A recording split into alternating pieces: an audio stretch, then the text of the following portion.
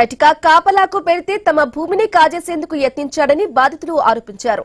రంగారెడ్డి జిల్లా తుమ్మలూరులో 50 ఎకరాల స్థల పర్యవేక్షణకు రామస్వామి అనే వ్యక్తిని నియమించుకున్నామని వసంతకుమారి, ఉదయ్ శంకర్, జయప్రకాష్, న్యాయవాది దామోదర్ రెడ్డి తెలిపారు. నకిలీ పత్రాలతో భూమిని కబ్జా చేసేందుకు యత్నించాడని ఆవేదన వ్యక్తం చేశారు. ఇటీవల land administration department vigilance enquiry నిర్వహించామని ఆదేశాలు జారీ చేసిందని చెప్పారు.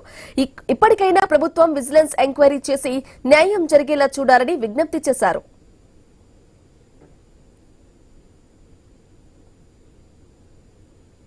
మేము ఇది పలుమార్లు విషయమై పలుమార్లు దరఖాస్తు చేసుకుంటే ఎవరు కూడా చర్యలు తీసుకోలేదు. ఈవెన్ పోలీస్ మహేశ్వరం కూడా 2-3 సార్లు కంప్లైంట్ చేసినాం, వారు కూడా ఈ విషయమై చర్య తీసుకోలేదు. కమిషనర్ కూడా, పోలీస్ కమిషనర్ కూడా సైబరాబాద్ కూడా కంప్లైంట్ చేసినాం, వారు కూడా చర్య తీసుకోలేదు. ఇది ఇలా ఉండగా రీసెంట్ గా నేను విజిలెన్స్ డైరెక్టర్ గారికి కంప్లైంట్ చేశాము, వాళ్ళు గవర్నమెంట్ కి ఫార్వర్డ్ చేశారు. ఇప్పుడు కమిషనర్, చీఫ్ అడ్మినిస్ట్రేషన్ వాళ్ళు కలెక్టర్ గారికి డైరెక్షన్ ఇచ్చారు, త్వరగా ఎంక్వైరీ చేసి చర్య తీసుకోండి అని చెప్పి.